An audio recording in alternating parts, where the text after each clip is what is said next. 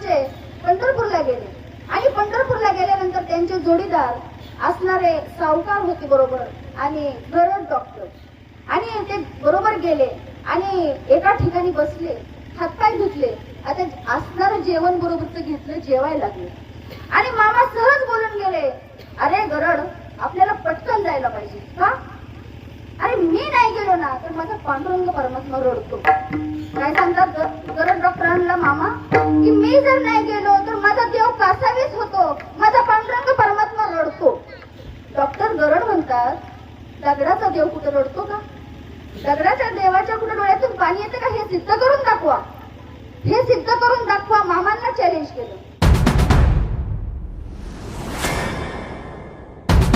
मामा म्हणले ठीक आहे. मामा गरड डॉक्टर आणि ते सावकार गेले, चंद्रभागेचं स्नान केलं, पुंडलिकाचं दर्शन घेतलं आणि पांडुरंग परमात्मा पुढे गेले. पांडुरंग परमात्मा पुढे गेले, पण अंतःकरणातून सांगितलं होतं, देवा तू जसं मला दर्शन देतो, जसं तू मला माहित आहे ना, तसं ह्या सावकाराला आणि गरड डॉक्टरांना सुद्धा तू दर्शन दे. बघा असं सांगितल्यानंतर आमचा मामा पांडुरंग परमात्म्याच्या चरणावरती नतमस्तक झाले आणि पांडुरंग परमात्म्याच्या चरणावरती नतमस्तक झाल्यानंतर माझ्या पांडुरंग परमात्म्याची मूर्ती रडत होती आणि रडत असताना मामांच्या फेट्यावरून पाणी गालावरती ओघळत होतं. मामांच्या हे लक्षात आलं, माझ्या देवाला सगळं समजलं आणि मामा बाजूला झाले. सावकार गेले, सावकारने भगवंताच्या पायाला हात लावल्याबरोबर लहान बाळाच्या पायाला हात लावल्यासारखं वाटलं आणि त्यांच्याही डोक्यावरती भगवंताच्या डोळ्यातले अश्रू पडले. डॉक्टर गरडच्याही डोळ्यात अंगावरती अश्रू पडले आणि नंतर त्यांना मामांचा आमचा अधिकार समजला की पांडुरंग परमात्मा मामांशी खरंच बोलतात आणि खरंच दृष्टांत देतात. म्हणजे माझा पांडुरंग परमात्मा, हे मामांनी सांगितलं की माझा पांडुरंग परमात्मा एक सजीव देव आहे. अशी कितीतरी उदाहरणं आहेत की पांडुरंग परमात्म्याच्या तिथे गेले. मामा आमची पांडुरंग परमात्म्याची वारी करत होते, त्यांचे आई वडील सुद्धा पांडुरंग परमात्म्याची वारी करत होते. असो, असे असणारे आमचे मामा, प्रत्येक ठिकाणी मामा आणि पांडुरंग परमात्मा वेगळा नाही, कृष्ण आणि पांडुरंग परमात्मा वेगळा नाही. आज आम्हाला असं वाटतं की मामा आमच्यासाठी काय करतात किंवा देव आमच्यासाठी काय करतो. आज समाजात देव न मानणारी लोक आहेत. आज आपण इथे आलात सगळे म्हणजे आपल्याला देवाची महती माहितीये, देव काय आहे त्याची प्रचिती आलेली आहे, म्हणूनच तुम्ही इथे आलेला आहात. पण देव लोक मानत नाही. पण मला सांगा, तुम्ही घेता हा श्वास, कोरोनाच्या काळात सगळ्यांना माहितीये की हा श्वास सुद्धा आपल्याला मिळत नव्हता.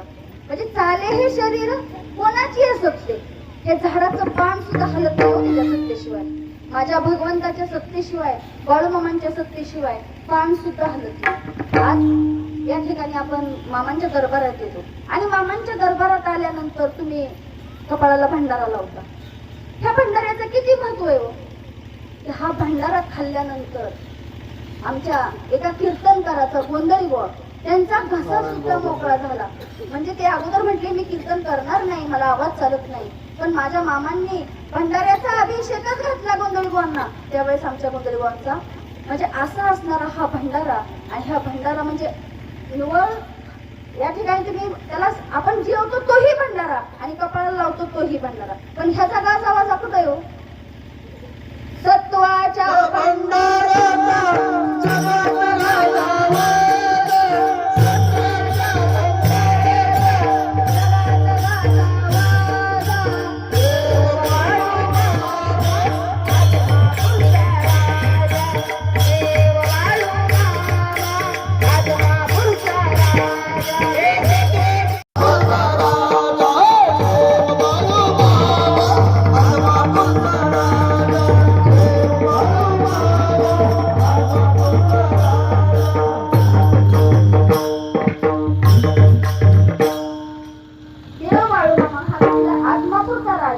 आणि असा असणारा तो भगवंत आदमापूरचा राजा, पण राजा असताना सुद्धा मुक्या प्राण्यावरती प्रेम करत होते, मुक्या प्राण्यावरती प्रीत करत होते. आपल्याला माहिती आहे आपल्या भागात या ठिकाणी मेंढरे येतात, बाळूमामांची मेंढरे येतात, पण आपल्या गावात, आपल्या रानात, आपल्या शिवारात बाळूमामांची मेंढरे येण्यासाठी आपलंही काहीतरी पुण्य असं म्हणावं लागेल. काही भागात अजून बाळूमामांची मेंढर माहित नाही, पण आपल्या इथे येतात. आणि आपल्याला माहित आहे की मामांची मेंढरं चरून गेल्यानंतर तुम्ही 1 पट धान्य दिलं, मामा 10 पट देतात.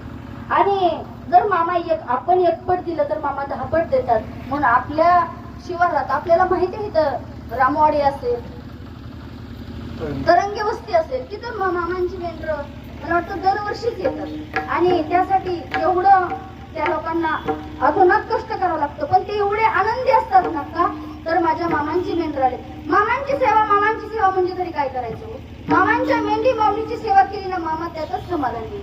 मामा म्हणत नाहीत की माझ्या चरणाशी बसा, नाही, माझ्या मुक्या प्राण्यांवरती प्रेम करा. मुक्या प्राण्यांवरती किती प्रेम करा, तर त्या ठिकाणी जर मेंढ्या आल्या तर तुम्ही त्यांना चारा द्या. तुमच्याकडे काही असेल त्या मेंढपाळांना भाकरी द्या. का तर ते दिवसभर त्या मेंढ्यांच्या मागे चालत असतात. आज आपल्या गावात मेंढरं यायची किंवा आपल्या रानात मेंढरं यायची म्हणजे सोपी गोष्ट नाही. पण ती मेंढरं आल्यानंतर बाळू मामाची मेंढर आली तुझ्या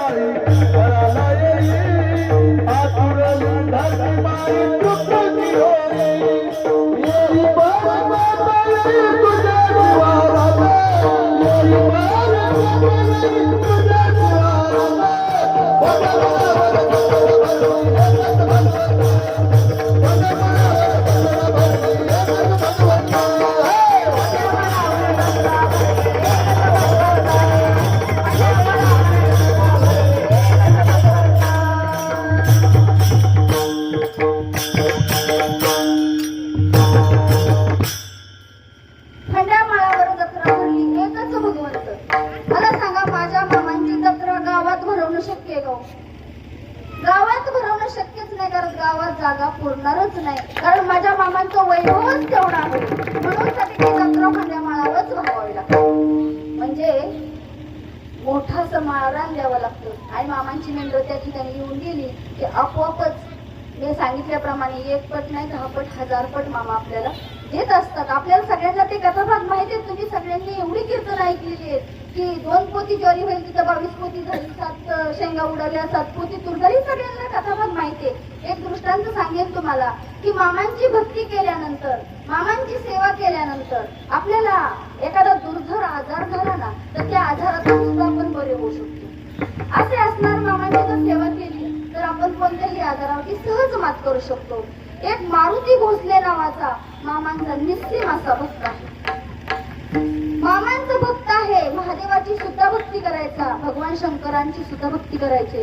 असणाऱ्या दारात असणाऱ्या बागेची फुलं आणायची, भगवान शंकराला हार घालायचा. आणि घरात काही जेवण असेल ते जेवणाचा नैवेद्य दाखवायचा, पाणी दाखवायचं. मामांना पाण्याचा नैवेद्य, जेवणाचा नैवेद्य दाखवल्याशिवाय मारुती भोसले जेवत नव्हता. पण मामांना त्यांनी सांगितलं, मामा मला दर महिन्याला तळावरती यायला नाही जमणार, पण मी 6 महिन्याची तरी वारी करेन.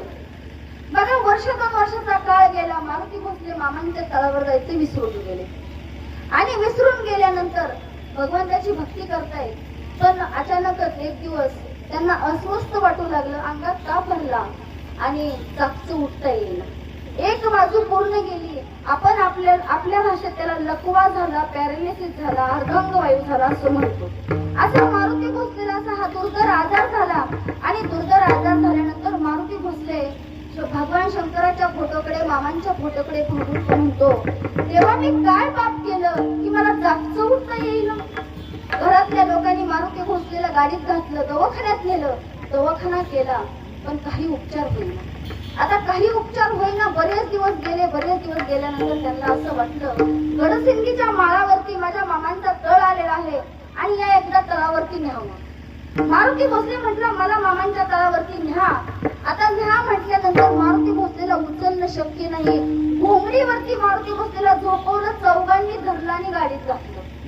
आणि गाडीत घातलं आणि गाडी गडसिंगीच्या माळावर गेली. तिथं माझ्या मामांचा तळ होता, तळावरती मामा होते.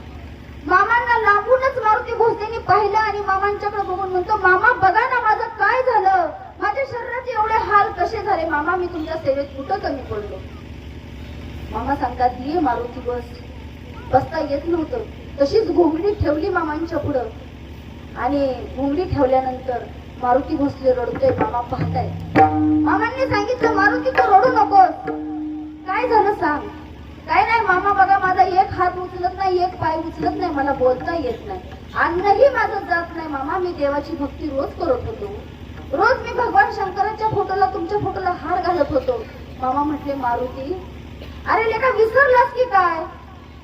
त्याच्या लक्षात येईल.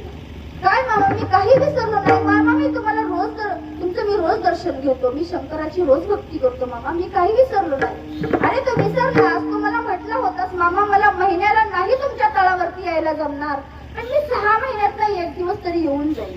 लेका तू 6 महिन्यात येऊन जाईल म्हटला, 2 वर्ष झालं तू तळाव नाही आलास. नाही आलो मामा, चुकलो.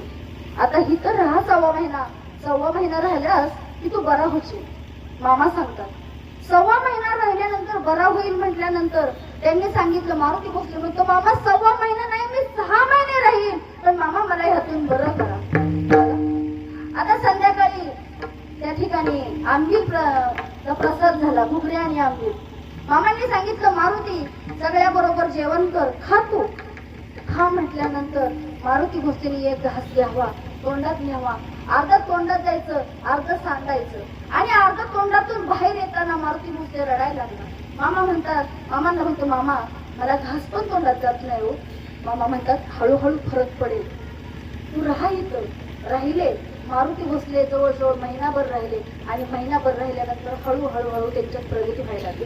मामा रोज भंडारा खायला द्यायचे, प्रसाद खायचा आणि फक्त बसायचा. वाईट वाटायचं, अरे मी सुद्धा ह्या मेंढपाळांसारखी मेंढर घेऊन गेलो असतो आणि त्या ठिकाणी चालता येत नव्हतं.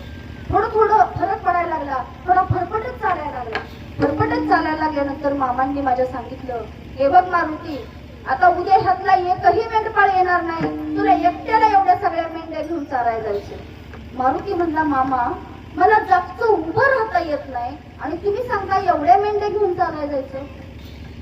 मामा म्हटले, हो तुला सांगितले ना, एवढ्या मेंढ्या घेऊन तू चारायला जायचं, फक्त तुझ्या बरोबर मी एक देईन. कुणाला देईल? मारुती भोसले बरोबर एक लावलं व्यक्ती नाही, एक प्राणी लावला, भूत्या नावाचं पुत्र. तो मामांचा श्वान होता, त्याचं नाव भूत्या होतं आणि मामांनी सांगितलं, ह्या भूत्याला घेऊन जा. अरे तुला नाही जमलं तर भूत्याला सांग. बघा आता मारुती भोसलेने काठी घेतली, फरफटत त्या मेंढरांच्या मागे निघायचंय.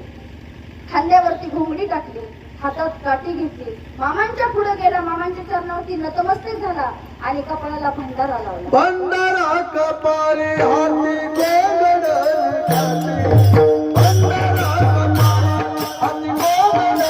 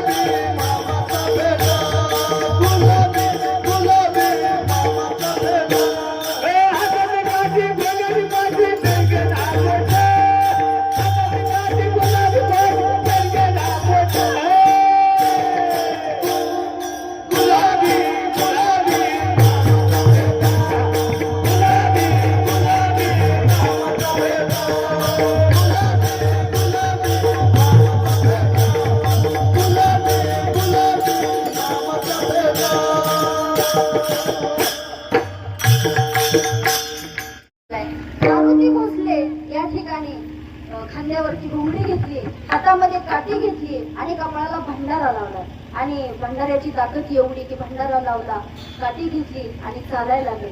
हळूहळू हळू एक पाय ओढत होते, ओढत ओढत चालत चालत चालायला लागले. त्यांना हळूहळू चालायला लागले आणि चालायला आल्यानंतर एका शेतात मेंढरं नेली आणि शेतात नेल्यानंतर त्या मेंढ्या दुसरीकडे जाऊ लागल्या बघा. आणि दुसऱ्याच्या रानात मेंढ्या जाऊ लागल्यानंतर आमच्या मारुती भोसलीनं त्या भुत्याला म्हणावं, भुत्या मेंढ्यांची वळती आण. बरोबर ते श्वान आडवं जायचं, मेंढ्या माघारी यायच्या. भुत्या मेंढ्याची वळती आण. मेंढ्या बरोबर माघारी यायच्या. मग आज माझ्या मामांचा श्वान ते असणारं कुत्र जर मेंढ्या राखत होतं तर आपल्याला राखायला काय हरकत आहे का? म्हणून मामांच्या मेंढी माऊलीची सेवा केली पाहिजे. आज तुम्ही जर मामांना शरण गेला ना तर आपल्याला कोणत्याही गोष्टीची कमतरता नसते नाही. आणि असं असणाऱ्या मामांना आपल्याला शरण जायचंय. आज या ठिकाणी मामा जन्माला आलेले आहेत आणि आपल्यासाठी सगळ्यांच्या जगाच्या कल्याणा संतांच्या विभूती देह कष्टविधी परोपकारी. आज मामांना त्रास कमी झाला का हो? रानो माळात मामांना हिंडावं लागत होतं. आज मामांना वाचासिद्धी प्राप्त झाली, पण सहजासहजी वाचासिद्धी प्राप्त नाही झाली. आपल्याला तो कथाभाग माहिती आहे, मी जास्त सांगून वेळ घेणार नाही. त्या ठिकाणी भगवंतांनी परीक्षा घेतली, अवघड विहिरीचं पाणी मागितलं आणि ते सुद्धा माझ्या मामांनी पुरवलं आणि ते पुरवल्यानंतर वाचासिद्धी आली. म्हणजे मामांना सुद्धा या ठिकाणी भरपूर कष्ट पडलेले आणि जगाच्या कल्याणा संतांची होती. म्हणजे तुमच्या आमच्या कल्याणासाठी भगवंतांनी त्या ठिकाणी कष्ट केलेले. आणि माझ्या माऊलींचं सुद्धा उदाहरण घ्या. आपल्या जड मुळांचा उद्धार केलेला आहे. अहो असणारी जड असणारी भिंत चढली, मूळ म्हणजे ज्याला काही ज्ञान नाही असा रेडा बोलवला. म्हणजे संत महात्म्यांची ही ख्याती अजरामरच आहे आणि अशा संत महात्म्यांना आपल्याला शरण जायचे. जर तुम्ही संत महात्म्यांना शरण गेला ना, एखाद्याला असं वाटलं अरे मला ह्या संसारात सुख नाही, संसारात सुखच नाही, संसारात सुख आहे, दुःख बांधवडी आहे हा संसार, सुखाचा विचार नाही कुठे, ह्या संसारात सुख नाही. म्हणून आपल्याला जर सुख शोधायचं असेल तर आपल्याला पहिल्यांदा संतांची संगत केली पाहिजे, त्या भगवंताची संगत केली पाहिजे. पण आम्ही संसारात रडत बसतो. अहो एक वेळ असं वाटतं आम्ही एवढी देवाची भक्ती करतो, आम्ही मामांची भक्ती करतो, तरी पण आम्हाला सुख का भेटत नाही? प्रारब्ध क्रियामान संचिताचा भोग भोगिल्याची भोग तो नसतो. जे तुमचं प्रारब्ध कर्म आहे ना ते तुम्हाला भोगावंच लागणार आहे आणि ते भोगल्याशिवाय तुम्हाला सुट्टी नाही. पण जर तुम्ही मामांची संगत केली आणि तुम्हाला किती जरी त्रास झाला जीवनात, किती जरी असं वाटलं अरे हे जीवन नकोस नकोस वाटतं, म्हणजे मला सांगा या ठिकाणी बसलेल्या सगळ्यांना एक ना एक दिवस असं वाटून गेलेलं आहे अरे मला ह्या संसारात खरंच दुखतंय, एकदम मेलेलं बरं वाटतं का नाही सांगा? प्रत्येकाला असं वाटतच असतं. आणि कुणीही तो हो नाही म्हणलं तरी मी 100% सांगेल एखादी काही आपला सहज हात दुखायला लागला तरी असं वाटतं अरे नको हे जीवनच नको, काही आपल्याला आत्महत्या करावी असं वाटतं की नाही? पण जर तुम्ही संत महात्म्यांची संगत केली, माझ्या मामांची संगत केली, मामांसारखा मित्र जर तुमच्या जीवनात मिळवला तर आपल्याला या ठिकाणी दुःख अडवायला उंबऱ्यासारखा, दुःख अडवायला उंबऱ्यासारखा, मित्र वनव्यामध्ये बाळूमामा, मित्र वनव्यामध्ये बाळूमामा, मित्र वनव्यामध्ये बाळूमामा.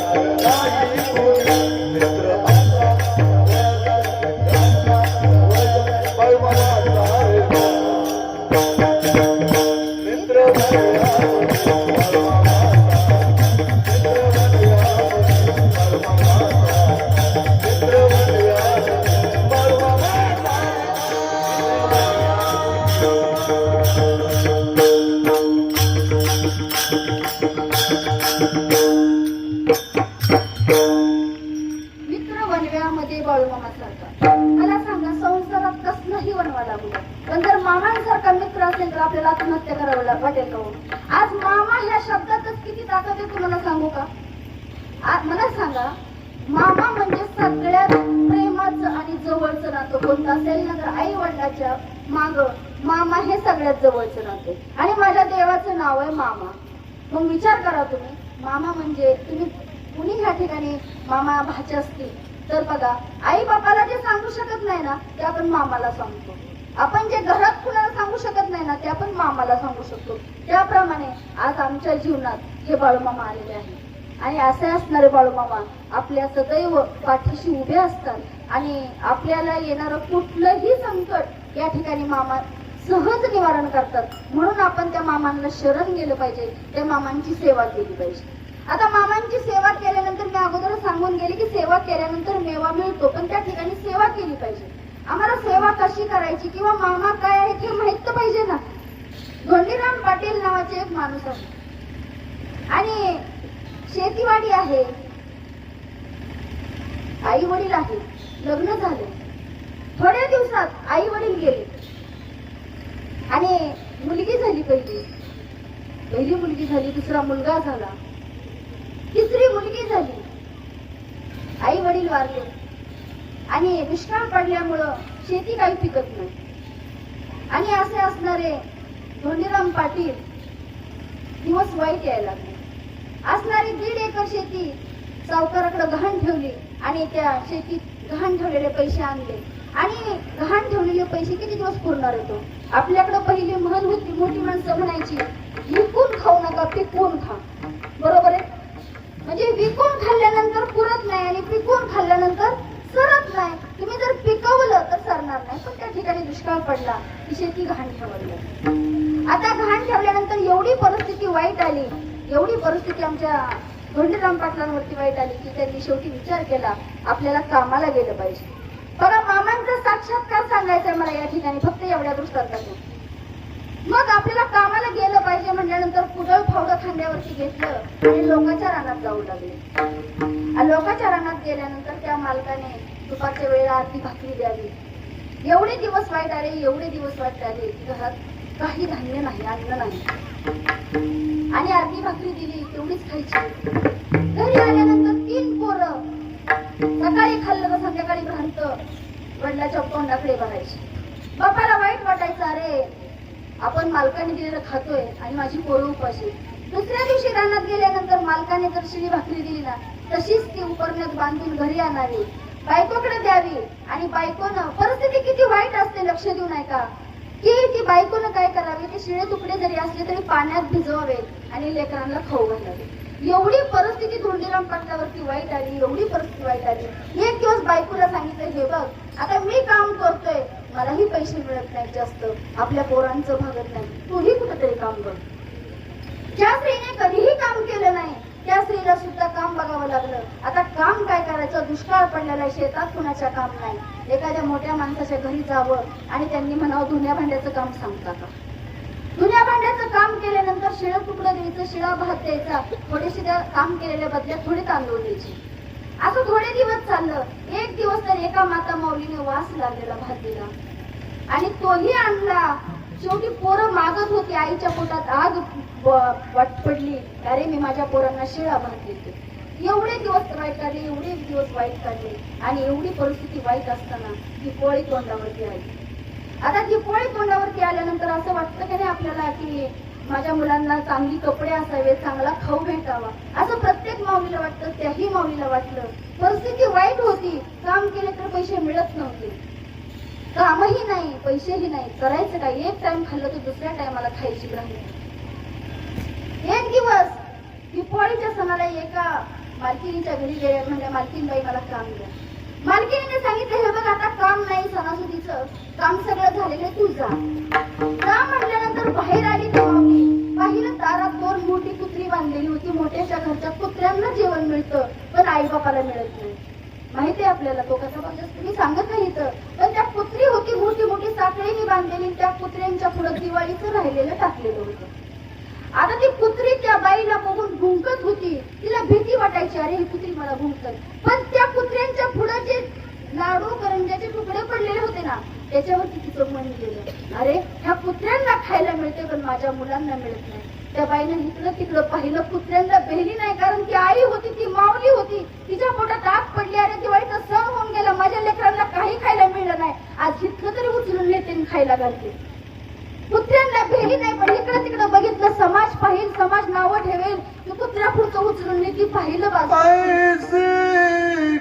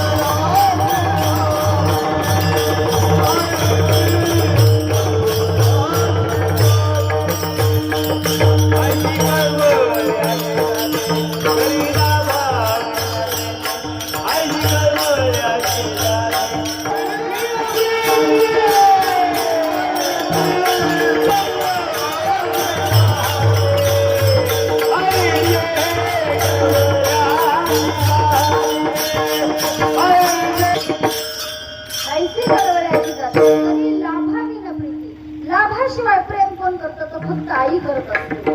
आई आणि वडील फक्त लाभाशिवाय आपल्यावरती प्रेम करत असतात. आणि त्या आईला वाटलं, अरे मला कुत्र्यांनी धावलं अंगावर तरी चालेल, पण कोणी बघू नये, कारण समाजाची लाज वाटते. त्या प्राण्यांना काय करणार आहे त्यांच्या पुढचं उचललेलं? आज चोरी का करायचं आहे ना, माझ्या बाळांना ती पोळीच नाही मिळलं ना, मी आता तरी घेऊन जाते, आता तरी घेऊन जाते म्हटल्यानंतर त्या कुत्र्यांच्या पुढचं असणारे ते तुकडे गोळा केले, पदरात घेतले, कोणी नाही पाहिलं, घरी गेली आणि आपल्या त्या बाळांना ते लाडू, करंजा, जिलेबीचे तुकडे दिले. बाळांनीही ते खाल्ले, कारण खायला मिळलं नव्हतं ना. बरेच दिवस झालं, परिस्थिती वाईट आलेली होती, खायला मिळलं नाही. एक दिवस असा झाला, त्या मालकाने त्या आमच्या धोंडराम पाटलाला तुकडे दिले, घरी आणले. ह्या माऊलीनं भिजवलं, त्याला हळद मीठ लावलं आणि पोरांच्या पुढे ठेवलं. स्वतः तर काही खायचं नाही, एक टाइम खायचं, त्याच्यावर काम करायचं. आणि पुढे ठेवल्यानंतर बघा, 3 मुलं पुढे बसली, 2 मुली आणि 1 मुलगा. मोठ्या मुलीनं काय केलं, त्यातला 1 मूठ उचलली आणि आपल्या फाकीच्या आड चढवली आणि बाकीची पटापटा खायला लागली. आणि फाकीच्या आड ती मूठ चढवलेली आईनं पाहिलं आणि अशी खाडकन तिच्या कानाखाली लावली. का गं म्हणले, लहान लेकरांच्या पुढचं उचलते आणि फाकीमध्ये चढवते, का तर तुला संध्याकाळी खायला पाहिजे का? त्यावेळेस ती पोरगी सांगते, नाही गाई, माझे बाबा सकाळपासून उपाशी आहेत, माझ्या बाबांनी काही खाल्लं नाही, मी बाबांसाठी ठेवते. बघा, पोरीचं बापावरती एवढं प्रेम असतं, बापासाठी ठेवते म्हणती पोरगी. आईला वाईट वाटतं, त्या पोरीला घट्ट मिठी मारती, मायाली की दोघी एवढ्या धाई मोकळून रडतात. त्याचं परिस्थिती खूप वाईट आहे. धोंडीराम पाटील आल्यानंतर त्यांनी सांगितलं सगळं दिवसभर काय घडलंय ते. धोंडीराम पाटलांना वाटलं, आपण आपल्या बाळांना जीव घालत नाही, आपल्याला जेवायला मिळत नाही, आपल्याला जगण्याचा अधिकार नाही, आपण या ठिकाणी आत्महत्या केली पाहिजे, मेलं पाहिजे, जगण्यात काही अर्थ नाही. मी तुम्हाला मगाशी सांगितलं, मामांसारखा मित्र असल्यानंतर आत्महत्या करायची गरज नाही. मग नवरा बायको झोपी गेले आणि झोपी गेल्यानंतर त्या ठिकाणी स्वप्न पडलं आणि स्वप्नात आमच्या धोंडीराम पाटलाच्या पत्नीच्या एक 6 फूट उंचीचा गुलाबी रंगाचा फेटा घातलेला आणि हातात काठी, खांद्यावर घोंगडी घेतलेला दिव्य असा पुरुष पुढे आला. त्यांना बाळू मामा माहित नव्हते आणि तो पुरुष पुढे आला आणि त्यांनी सांगितलं, आत्महत्या काही करू नका आणि तुम्ही काय करा. धोंडीराम पाटलाला सांगितलं, तुम्ही कापशीच्या ठिकाणी तळ आलेला आहे, त्या कापशीच्या ठिकाणी आम्ही स्पीड मध्ये सांगते, अगदी 9ला संपू आपण. आणि कापशीला या म्हटल्यानंतर त्यांच्या लक्षात येईना कोण आहे हे. सकाळी उठल्यानंतर पत्नीने सांगितलं, असं मला स्वप्न पडले. ठीक आहे सांगितलं धोंडीराम पाटलाने, जायचं तर पैसे कुठे, गावातून 10 रुपये उसने घेतले, गेले कापशीला. जाताना 5 रुपये खर्च झाले गाडीला. खायचं काय, 5 रुपयातलं खावं तर यायचं कसं? ते 5 रुपये तसे ठेवले, उपाशी गेले. उपाशी गेल्यानंतर ज्याप्रमाणे बायकोने वर्णन केलं होतं त्याप्रमाणे कापशीच्या गावात गेल्यानंतर पाहिलं, असा दिव्य पुरुष पुढे उभा राहिला. गुडघाभर धोतर आहे, खांद्यावरती घोंगडी आहे, हातात काठी आहे, गुलाबी रंगाचा फेटा आहे. मग हे रूप पाहिल्यानंतर त्यांच्या लक्षात आलं, अरे तो दिव्य पुरुष माझ्या पत्नीच्या स्वप्नात आलेला दुसरा तिसरा कोण नसून हाच आहे. गावातल्या लोकांनी विचारलं, हे कोण आहे? त्यांनी सांगितलं हे बाळूमामा आहेत आणि बाळूमामांचा तळ या ठिकाणी आलेला आहे, मेंढरं या ठिकाणी आलेले आहे. गेला आणि त्या मामांच्या चरणावरती नतमस्तक झाला. गावातल्या लोकांनी ख्याती सांगितली, नतमस्तक झाला. मामांनी सांगितलं संध्याकाळी त्याप्रमाणे रोज जसं तळावरती आपल्याला जेवण प्रसाद मिळतो त्याप्रमाणे प्रसाद त्या ठिकाणी चालू होता. आणि सांगितलं प्रसाद ताट पुढे आल्याबरोबर मला सांगा, आपली लेकरं घरी उपाशी असताना कोणत्या बापाला जीव वाटेल? डोळ्यातून अश्रू घळघळ वाहू लागले धोंडीराम पाटलांच्या. मामांनी सांगितलं धोंडीराम जेवून घे, तू का रडतोस मला माहिती, तू जेवून घे. आता मामांची आज्ञा शिरसावंत जेवावं लागलं आणि दुसऱ्या दिवशी सकाळी घराकडे निघाला. घराकडे निघाल्यानंतर पहिलेले 5 रुपये होते, मामांनी आणखी 5 रुपये दिले वाटखर्चीला. मामांनी किती दिले बघा, 5च रुपये दिले आणि ते 10 रुपये झाले. ते गेले, खिशात 5 रुपये आहेत. मामांनी दिलेल्या 5 रुपयाची वाटखर्ची काढली. घरी गेल्यानंतर जी पोरं कोपऱ्यात बसत होती ती पोरं अंगणात खेळत होती. पत्नी दारात उभी होती, अंगावरती चांगली साडी होती. आणि पत्नीने आल्याला सांगितलं तुम्ही आलात का? तो दिव्य पुरुष तुम्हाला भेटला का? अहो पण तुम्ही तिकडे गेला, तुम्हाला कसा भेटत तो दिव्य पुरुष? तो दिव्य पुरुष आपल्या घरी आला होता, त्यांनीच हे सगळे घर सामान आणून दिले, आपल्या लहान मुलांना कपडे दिले, घरात सगळं राशन बसले. आणि तो दिव्य पुरुष मला सांगा तळावरती जेवण घालतो धोंडीराम पाटलाला आणि घरी सामान पुरवतो धोंडीराम पाटलाच्या बायकोला. म्हणजे मामा माझे किती ठिकाणी दिसतात. बाळूमामा माझा दयाळू देव, बाळूमामा माझा दयाळू देव, बाळूमामा माझा दयाळू देव, आपल्याला भाताचा देतो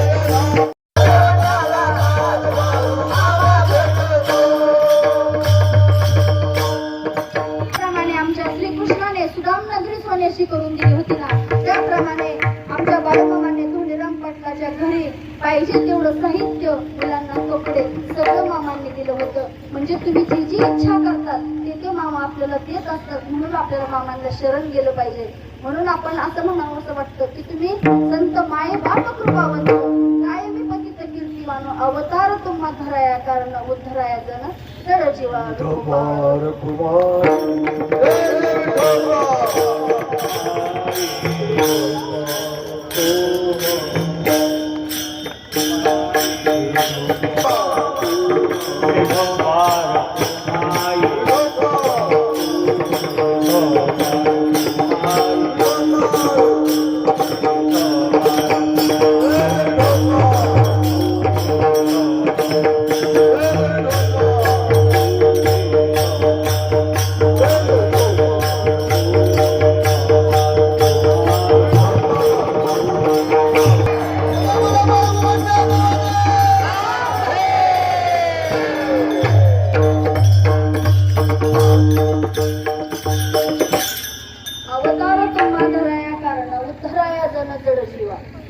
म्हणजे या ठिकाणी भगवंत अवताराला आले, ते आपल्यासाठी आले. बाळूमामा आले ते या ठिकाणी आपल्यासाठीच आलेले आहे. आणि एकच दृष्टांत सांगते, अगदी 2च मिनिटात, की बाळूमामा आजही जिवंत आहे. आपल्याला जरी असं वाटत असेल की बाळूमामांनी 1966 साली समाधी घेतली, पण मामांनी समाधी घेतली का? तर समाधी घेतली, पण मामा आहेत. एक मामांची बहीण पारुबाई कुंभारे, पट्टणकोड मध्ये मामा आमचे विठ्ठलपीर देवाच्या दर्शनाला गेले. आणि विठ्ठलपीर देवाच्या दर्शनाला गेल्यानंतर मामांच्या बरोबर त्यांचे 5-6 भक्त होते आणि मामा होते. आणि त्या ठिकाणी आमच्या पारुबाईंनी मामांना सांगितलं, मामा तुम्ही घरी चला आणि जेवण करा. एकतर मामांना स्वच्छता खूप लागायची, अस्वच्छ मामांना आवडत नव्हतं. आणि पारुबाईच्या घरी स्वच्छता वाटली कारण पारुबाईला मूलबाळ नव्हतं. पण मामांनी त्या ठिकाणी पारुबाईला सांगितले, बघ पारुबाई, तू दत्तक वगैरे घेण्याचा काही प्रयत्न करू नकोस, आहे ते वाटून टाक. आणि तसं सांगितल्यानंतर मामांनी तिथं जेवण केलं, उपवास सोडला. पण मामांनी त्यावेळेस तिला सांगितले, हे बघ पारुबाई, चाल 1966 चाललंय, लोक म्हणतील बाळू गेला, बाळूने या ठिकाणी समाधी घेतली, माणसं म्हणतील बाळू वारला. पण तू लक्षात ठेव, 21 दिवसाचं जे माझं उपवासाचं जे पारण आहे ना, ते सोडण्यासाठी मी तुझ्याकडेच येईल. पण तू एक लक्षात ठेव, तू दरवर्षी माझ्या उपवासाच्या पारण्यासाठी नैवेद्य तयार ठेव बरं का. 1966 साली समाधी घेतल्यानंतर सगळ्यांना म्हटलं का मामा गेले. पण पारुबाईच्या लक्षात होतं की माझ्या मामाने, माझ्या भावाने मला सांगितलंय की माझा नैवेद्य तयार ठेव. आमच्या पारूबाई त्या ठिकाणी नैवेद्याचं ताट तयार करत असे आणि ताट तयार करून आता मामा काय साक्षात दर्शन देणार आहेत का, पण ताट तयार केल्यानंतर काही प्रसादाची ते गठुळं बांधायच्या आणि ठेवायच्या आणि थोड्या वेळानं त्या ठिकाणी आजही जोपर्यंत त्या मला वाटतं 96 सालापर्यंत ते जिवंत होत्या. 96 सालापर्यंत त्यांना मामांच्या गावातून साडी चोळी जात होती का, तर मामांची बहीण आहे म्हणून. आणि तोपर्यंत त्या प्रसाद त्या नैवेद्य त्या करून ठेवत होत्या आणि गाठोड्यातनं परत जर पाहायला गेलं ना तर मामांच्या आवडीचा एक पदार्थ गायब झालेला असायचा. कसा काय गायब व्हायचा? मग मामांनी तर समाधी घेतली, मग समाधी घेतली तरी त्या ठिकाणी नैवेद्य ठेवलेला त्यातला नैवेद्याचा घास किंवा त्या मामांच्या आवडीचा पदार्थ गायब व्हायचा. म्हणजे सांगायचं तात्पर्य एवढंच आहे की मामा आजही जिवंत आहेत. मोक्षाच्या दारी आत्मा पुरी, मोक्षाच्या दारी आत्मा पुरी, बाळूमामा देवा,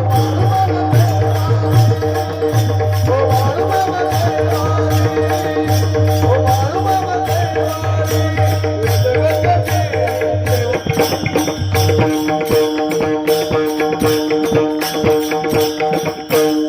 मोक्षाच्या द्वारी आत्मापुरी बाळूमामा गैवा. म्हणजे असे असणारे वेदगंगे तिरी देवाची स्वारी, त्या वेदगंगेच्या तिरी माझ्या मामांची स्वारी आजही आहे. आणि आपल्याला भाग्यवंत असेल, आपण भाग्यवंताला मामा आजही भेटतो. जर तुम्ही भाग्यवान असाल तर तुम्हाला मामा दर्शन दिल्याशिवाय राहणार नाही. तुम्ही भाग्यवान असेल नाही, तुम्ही भाग्यवान आहातच. आज या ठिकाणी तुम्ही सगळे येता, मामांचं दर्शन घेता आणि मामा तुम्हाला दर्शन देतात. फक्त असं असतं बघा की ते दिसत नाही, म्हणून असं आमचं वाटतं आम्हाला की दिसत नाही म्हटल्यानंतर देव नाही का. मग मला सांगा, तुम्ही जो श्वास घेता तो तुम्हाला दिसतोय का? नाही दिसत ना, म्हणजे श्वास आहे. तुला तूप दिसत नाही पण मंथन केल्यानंतर निघतं. त्याप्रमाणे माझ्या बाळूमामांची भक्ती तेवढी केली ना, आपल्या अंतःकरणाचं मंथन केलं तर आपल्याला बाळूमामा नक्कीच भेटल्याशिवाय राहणार नाही. आज या ठिकाणी बाळूमामांच्या जन्मानिमित्त कीर्तन आहे. आता बाळूमामांचा जन्म 4:23 झाला. आपण बाळूमामांचा जन्मही पाहिला. आज मामांचा जन्म झालेला आहे, द्वादश आहे आणि 4:23 या ठिकाणी मामांचं प्रागट्य झालेलं आहे. आणि मामांचं प्रागट्य झालं म्हणजे मगाशी प्रमाणही झालं, एकाच्या कैवाडे उभी बहुतांचे कोडे. आज या ठिकाणी आमचे मामा योगेश महाराज चव्हाण या मामांच्यामुळे आणि त्यांच्या घरातील असतील, कुटुंबीय असतील, बेडसिंगे गावातील लोक असतील त्यांना सहकार्य करण्याचे, पण त्यांच्यामुळे आज या ठिकाणी आपल्याला सगळ्यांना मामांचं दर्शन होतंय. मलाही या ठिकाणी कीर्तनाची संधी मिळाली. महाराजांचीही पहिली कीर्तनं झालेली आहे तिथं. आणि या ठिकाणी आज योगेश महाराजांनी असेल किंवा अंकुश महाराज काळे असतील किंवा आमचे बोबडे वस्तीवरचे रामभाऊ महाराज बोबडे असतील यांच्या नियोजनातून किंवा आणि तुमच्या गावकऱ्यांच्या नियोजनातून या ठिकाणी सेवेचा मला लाभ मिळाला. त्याबद्दल मी बेडसिंगे गावातील सगळ्या पंचकृषीतील समजा सगळ्यांच्याही ऋणात राहील. या ठिकाणी सेवेसाठी शूटिंगचं काम आमचे संतोष महाराज तावडे यांनी केलेले. साऊंड सिस्टम सुद्धा महाराज तुमची सुंदर आहे, छान आवाज दिला तुम्ही, त्याबद्दल तुम्हालाही धन्यवाद. आमचे मृदंगाचार्य सकाळी आलेले आहेत बघा, ते मला वाटतं 1 वाजता आले. आता जायला पण त्यांना 11-12 वाजतील, कारण आज मामांचा जन्मदिवस आहे, त्यामुळं अगदी कुणालाही सुट्टी नाही. त्यामुळे आज तुम्हीही सगळ्यांनी मेवा खाल्लेला आहे, मामांचा प्रसाद खाल्लेला आहे. या ठिकाणी आमचे मृदंगमध्ये तेही आलेले आहेत, त्यांनाही धन्यवाद देते. आणि विशेष सांगावं असं वाटेल की या ठिकाणी मला जी कीर्तनाला साथ केली ती माझे पती परमेश्वर. कीर्तनालाच नुसती साथ केली नाही, महिला मंडळ एवढा घाम येत होता, महाराजांनी गाडीतून जाऊन फॅन आणला. म्हणजे मला सांगा एवढं आता समजून घ्या तुम्ही, म्हणजे असलं पाहिजे. आणि त्याबद्दल मी त्यांच्या अगदी चरणावरती नतमस्तक होते.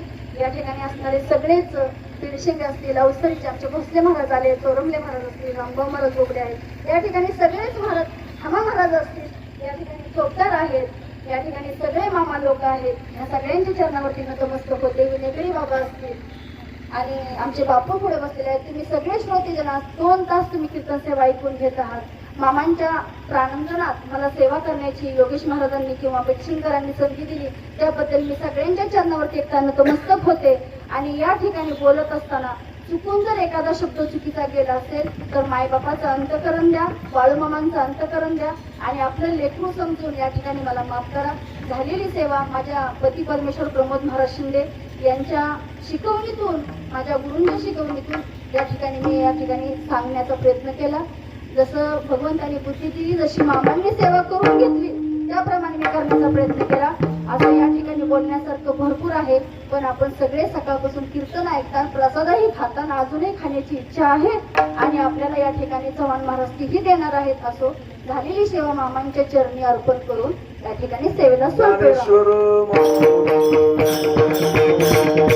महापूर असं समजून या ठिकाणी तुम्ही प्रत्येकाने आरतीला या.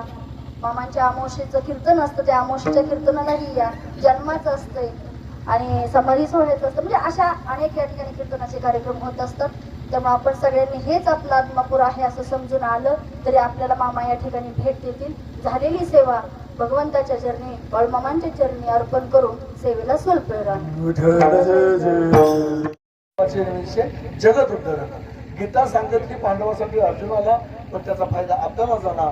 म्हणून योगेशी महाराज असतील किंवा आमचे काळे महाराज असतील किंवा रामभाऊ महाराज बोबडे असतील, यांच्या सर्वांच्या या खरंच म्हणजे आम्ही रोज कीर्तनच करतो, परंतु मामांच्या मंदिराच्या समोर कीर्तन मिळणं हे भाग्य आहे बरं का. भाग्य तरी नव्हे धन पुत्र दारा निकट वास बरा संता पायी. संतांच्या या ठिकाणी कीर्तन सेवा खूप मोठं भाग्य आहे महाराज. आणि जे समाधान कुठंच मिळत नाही ते समाधान मामांच्या दरबारात भेटतं. चला आता जास्त वेळ तुमचा घेत नाही, परंतु धरी अवतार विश्व तारावया अत्रीची अनुसया धरवत. त्याच्यामध्ये तिथी पौर्णिमा मास मार्गशीर्ष गुरु तो वासर उत्सव का. संध्याकाळची तिथी आहे कोणाची? दत्तप्रभूंच्या जन्माची. परंतु आपण त्या दिवशी सकाळपासून संध्याकाळपर्यंत कीर्तनच चालू असतात. अगदी 10 ते 12, 12 ते 2, 2 ते 4, 4 ते 6, संध्याकाळी परत 7 ते 9, 10 ते 12. का बरं? कारण तो दिवस पवित्र असतो. तसं आमच्या मामांच्या येण्यामुळं या दिवसाला पवित्रता आलेली, त्याच्यामुळे पूर्ण दिवसच त्यांच्या जन्माचा दिवस म्हणून आपल्याला साजरा करायचा आहे. म्हणून या ठिकाणी आता एक अभंग घ्यायचा आणि अभंग झाल्यानंतर पुष्पवृष्टी करायची. सर्वांनी जागेवरती उभा राहा. एक अभंग होईल जन्माचा.